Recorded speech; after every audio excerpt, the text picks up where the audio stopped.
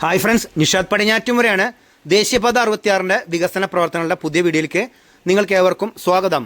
ഈ കുറ്റിപ്പുറം ഭാഗത്താണ് ദേശീയപാത 66 ബന്ധപ്പെട്ടിട്ട് മലപ്പുറം ജില്ലയിലെ ഏറ്റവും കൂടുതൽ പാലങ്ങൾ വന്നിരിക്കുന്നത്.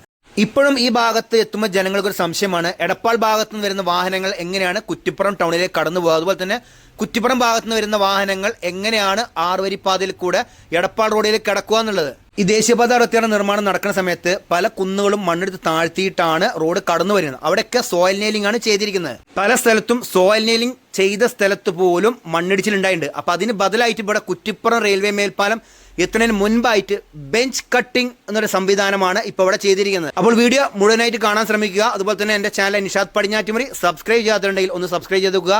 ഫേസ്ബുക്ക് പേജ് ഫോളോ ചെയ്യാത്തിട്ടുണ്ടെങ്കിൽ ഒന്ന് ഫോളോ ചെയ്ത് വെച്ചേക്കുക കേട്ടോ. ഈ മിനി പമ്പയിൽ നിർമ്മിച്ച ഫ്ലൈ ഓവറിന് പ്രത്യേകത ഉണ്ട്. കേരളത്തിലെ ദേശീയപാത 66 നിർമ്മാണത്തിൽ 6 വരി പാതയുടെ മുകൾ ഭാഗത്തു കൂടെ ഒരു ഫ്ലൈ ഓവർ കടന്നു പോകുന്നത് മലപ്പുറം ജില്ലയിലെ കുറ്റിപ്പുറം മിനി പമ്പയിലാണ്.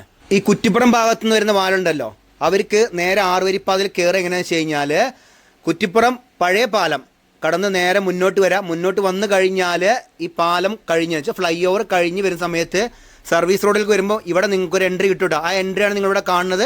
അപ്പോൾ ഇങ്ങനെ കയറിയിട്ട് നിങ്ങൾക്ക് നേരെ 6 വരിപ്പാതയിലേക്ക് പോകാൻ പറ്റണം. അതുപോലെ തന്നെ എടപ്പാൾ ഭാഗത്തു നിന്ന് വരുന്ന വാഹനങ്ങൾ നേരെ കുറ്റിപ്പുറം വളാഞ്ചേരി ഭാഗത്തേക്ക് പോകുക എന്ന് വെച്ച് കഴിഞ്ഞാൽ ഈ ഫ്ലൈ ഓവറിൻ്റെ അടിഭാഗത്ത് കൂടെ നേരെ പഴയ കുറ്റിപ്പുറം പാലം കടന്ന് നേരെ മുന്നോട്ട് പോകുക. അപ്പോൾ കുറ്റിപ്പുറം ഫ്ലൈ ഓവർ കേട്ടോ.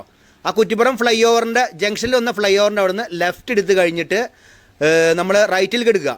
അപ്പോൾ റാമ്പ് നേരെ മുകൾ ഭാഗത്ത് കയറാനുണ്ടാവും. ആ വഴി കയറി കഴിഞ്ഞാൽ നിങ്ങൾക്ക് 6 വരി പാതയിലേക്ക് എത്താൻ സാധിക്കുന്നതാണ്.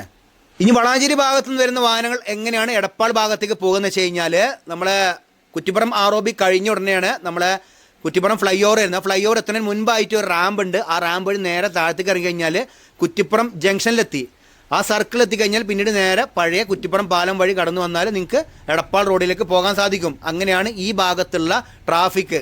മിനി പമ്പ ഫ്ലൈ ഓവറിൻ്റെ പണികളൊക്കെ പൂർത്തീകരിച്ചിട്ടുണ്ട്. മുകൾ ഭാഗത്ത് ടാറിങ് കഴിഞ്ഞിട്ടുണ്ട്. കുറച്ച് ഭാഗത്ത് ഇതേമാതിരി ലൈൻ മാർക്കിംഗ് ആരംഭിച്ചിരിക്കുന്നു. ഇപ്പോൾ ഈ മിനി പമ്പ ഫ്ലൈ ഓവറിൻ്റെ അടിഭാഗത്ത് നിങ്ങൾ നോക്കിയാൽ എങ്ങനെയാണ് വാഹനങ്ങൾ എടപ്പാൾ ഭാഗത്തുനിന്ന് വരുന്നത് നേരെ കുറ്റിപ്പുറം ടൗണിലേക്ക് പോകുന്നത്. അതുപോലെ തന്നെ ഈ ഭാഗത്തു നിന്നുള്ള വാഹനം നേരെ 6 വരിപ്പാതയിൽ കയറാൻ വേണ്ടിയിട്ടാണ് ഈ ഇടത് ഭാഗത്തേക്ക് തിരിഞ്ഞിരിക്കുന്നത്. ഇതുപോലെയുള്ള ഒരു മിനി ഫ്ലൈ ഓവർ വേണമെന്നാണ് ഇപ്പം നമ്മുടെ വളാഞ്ചേരി ബൈപ്പാസ് തുടങ്ങുന്ന വട്ടപ്പാറ മുകളിലുള്ള ജനങ്ങൾ പറയുന്നത്. കാരണം അവിടെ എപ്പോഴും സർവീസ് റോഡിൻ്റെ കാര്യത്തിൽ തീരുമാനമായിട്ടില്ല.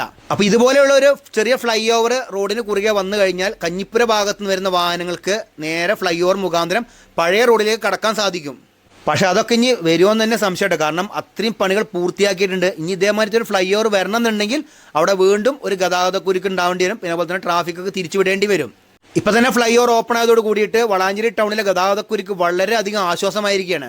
ഇനി ഇവിടുത്തെ ഒരു വിഷയം എന്ന് വെച്ച് കഴിഞ്ഞാൽ ഇവിടുന്ന് ഇപ്പം നമ്മൾ പൊന്നാനി ഭാഗത്ത് നിന്ന് വരുമ്പോൾ ഇവിടുന്ന് ഒരു റാം ഉണ്ട് താഴത്തേക്ക് ഇറങ്ങാൻ, കുറ്റിപ്പുറം ടൗണിലേക്ക് പോകാനും അതുപോലെ തന്നെ തിരൂർ ഭാഗത്തേക്ക് പോകാൻ വേണ്ടിയിട്ട്.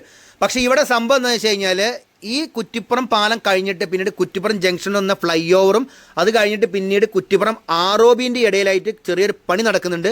ഒരു ഭാഗത്തുള്ള മണ്ണിട്ടുയർത്തുന്ന പ്രവർത്തനങ്ങൾ നടക്കുന്നതുകൊണ്ട് 2 ഭാഗത്തേക്കുമുള്ള വാഹനങ്ങൾ കുറ്റിപ്പുറം റെയിൽവേ മേൽപ്പാലം കഴിഞ്ഞിട്ട് നമ്മൾ മിനി പമ്പയിലേക്ക് വരുമ്പം ഒരു സൈഡിൽ കൂടിയാണ് വരുന്നത്. അതെങ്ങനെയാണെന്ന് വെച്ച് കഴിഞ്ഞാൽ കുറ്റിപ്പുറം ടൗണിലേക്ക് ഇറങ്ങാൻ വേണ്ടിയിട്ട്.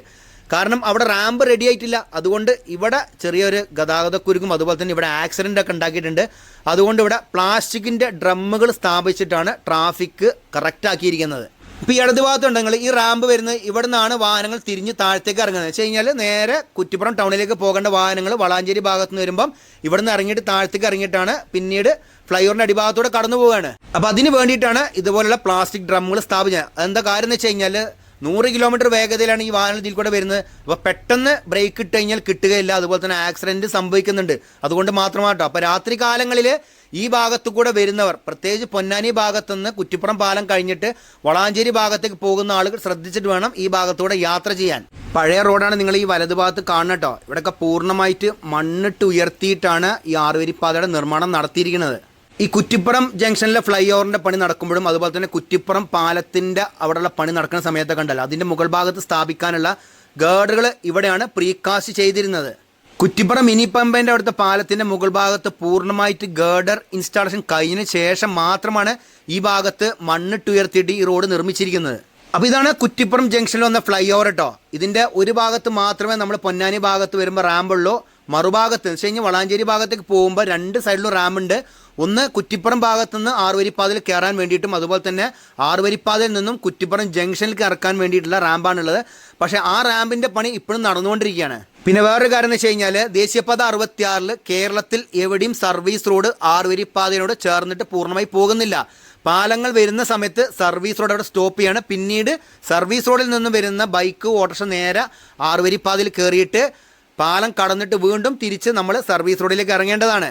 പിന്നെ ഇത് എക്സ്പ്രസ് ഹൈവേ അല്ല, ഇത് നാഷണൽ ഹൈവേ 66 ആണ്. പിന്നെ വേറെ സംഭവം എന്ന് വെച്ച് കഴിഞ്ഞാൽ നമ്മുടെ ദേശീയപാതയിൽ പഴയ പാലം നിലനിർത്തിയിട്ടാണ് പല സ്ഥലത്തും പുതിയതായിട്ട് ഒരു ഭാഗത്ത് 3 വരിപ്പാലം നിർമ്മിച്ചിരിക്കുന്നത്. ഇപ്പൊ ജസ്റ്റ് ഈ കുറ്റിപ്പുറം ROB തന്നെ നോക്കൂ, പുതിയതായിട്ട് നിർമ്മിക്കുന്ന പാലം 3 വരിയാണ്, പഴയ പാലം 2 വരിപ്പാത തന്നെയാണ്.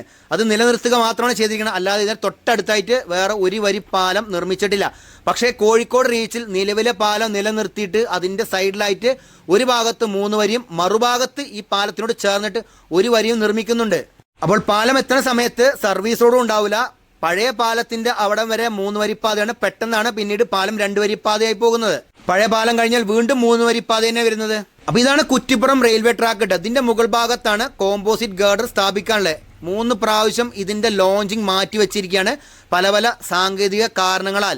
ഇതേമാതിരത്തെ കോമ്പോസിറ്റ് ഗാർഡർ ലോഞ്ച് ചെയ്യാനുണ്ട് കോഴിക്കോട് 2ാമത്തെ റീച്ചായ വെങ്ങളം മുതൽ അഴിയൂർ വരെയുള്ളതിൽ ചോറോട് ഭാഗത്തിട്ടോ. അപ്പോൾ കോമ്പോസിറ്റ് ഗാർഡർ കഴിഞ്ഞിട്ട് പിന്നീട് മണ്ണിട്ടുയർത്തുന്ന പ്രവർത്തനങ്ങൾ നടന്നുകൊണ്ടിരിക്കുകയാണ്. പിന്നെ അതുപോലെ തന്നെ ഞാൻ വീടിൻ്റെ തുടക്കത്തിലൊരു കാര്യം പറഞ്ഞിട്ടുണ്ട്. ഇവിടെ മണ്ണെടുത്ത് താഴ്ത്തിയ സ്ഥലം നിങ്ങൾ കണ്ടോ, നിങ്ങൾ ഇതാണ് ബംഗ്ലാവ് കുന്ന്. ഇവിടെ ഓരോ തട്ടായിട്ടാണ്. ഇതിനാണ് പറയുന്നത് bench cutting in road construction എന്ന് പറയുന്നത്. ഇതിപ്പം കുറ്റിപ്പുറം ROB പുതിയത് നിർമ്മിക്കുന്നില്ല, അങ്ങോട്ട് പോകുന്ന സർവീസ് റോഡിൻ്റെ അവിടെയുള്ള പണിയാട്ടോ. ഇവിടെയൊക്കെ വലിയ വലിയ പാറയാണ്, അത് പൊട്ടിച്ച് മാറ്റിക്കൊണ്ടിരിക്കുകയാണ്. അതുപോലെ തന്നെ ഇവിടെയായിരുന്നു പണ്ട് കുറ്റിപ്പുറം പോലീസ് സ്റ്റേഷനിൽ പിടിച്ചിരുന്ന കുറേ വാഹനങ്ങൾ ഡംപ് ചെയ്തിരുന്നത്, അതുകൊണ്ട് നിന്നൊക്കെ മാറ്റിക്കഴിഞ്ഞു.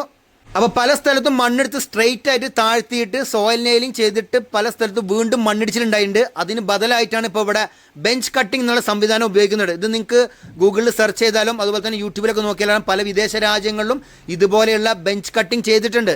അപ്പോൾ കുത്തനെയുള്ള കട്ടിംഗ് വരുന്ന സമയത്താണ് മണ്ണിടിച്ചിലുണ്ടാവുന്നത്. ഇത് ഓരോ തട്ടായിട്ടാണ് വരിക. ഇതിന്റെ മുകൾ ഭാഗത്താണ് സോയിൽ നെയിലിംഗ് ചെയ്യുക. ഈ ബെഞ്ച് കട്ടിംഗ് ചെയ്യുന്ന സമയത്തുണ്ടല്ലോ സർവീസ് റോഡും കഴിഞ്ഞിട്ട് പിന്നീടും കുറേ സ്ഥലം വേണ്ടി കേട്ടോ. അതുകൊണ്ടായിരിക്കും മിക്ക സ്ഥലങ്ങളും വെർട്ടിക്കലായിട്ട് കട്ട് ചെയ്തിട്ട് സോയിൽ നെയിലിംഗ് ചെയ്തിട്ടുണ്ടാവുക. ഇപ്പോൾ ഈ ബംഗ്ലാവ് കുന്ന് ഭാഗത്ത് സർവീസ് റോഡിന്റെ അവിടെ WMMന്റെ വർക്കാണ് നടന്നുകൊണ്ടിരിക്കുന്നത്. പിന്നെ പോലെ തന്നെ സൈഡിൽ ക്രാഷ് ബാറിന് വേണ്ടിയിട്ടുള്ള സ്റ്റീൽ ബൈൻഡിങ്ങും നടക്കുന്നുണ്ട്. മണ്ണെടുത്ത് താഴ്ത്തിയ പ്രദേശത്ത് ബെഞ്ച് കട്ടിങ്ങിന് കുറെ സ്ഥലം ആവശ്യം വരും. ചിലപ്പോൾ അതുകൊണ്ടായിരിക്കും സോയിൽ നെയിലിംഗ് വെർട്ടിക്കലായി ചെയ്തിരിക്കുന്നത്. അപ്പോൾ ഇതാണ് ദേശീയപാത 66 കുറ്റിപ്പുറത്ത് വന്ന മാറ്റങ്ങൾ കേട്ടോ. ഈ വീഡിയോ നിങ്ങൾക്ക് ഇഷ്ടപ്പെട്ടാൽ നിങ്ങൾ മറ്റുള്ളവർക്ക് മാക്സിമം ഷെയർ ചെയ്ത് കൊടുക്കുക, ലൈക്ക് ചെയ്യുക, കമന്റ് എഴുതാൻ മറക്കരുത്. അപ്പോൾ പുതിയൊരു പുത്തൻ വീഡിയോ ആയിട്ട് വരുന്നവരെ നിങ്ങളോട് എല്ലാവരോടും ബൈ.